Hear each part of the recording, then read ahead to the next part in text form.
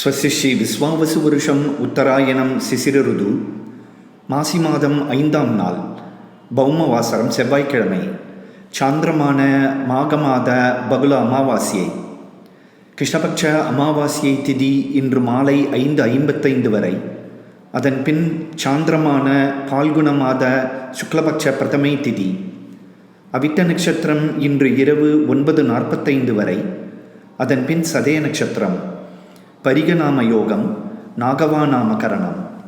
இன்றைய சாத திதி அமாவாசையை இன்று இரவு 9:45 வரை சித்தயோகம், அதன் பின் யோகம் சரியில்லை.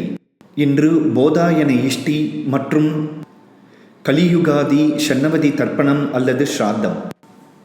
இன்றைய ராகுகால நேரம் மதியம் 3 மணி முதல் மாலை 4:30 வரை, யமகண்டம் காலை 9 மணி முதல் 10:30 வரை, குளிகை நேரம் மதியம் 12 மணி முதல் 1:30 வரை.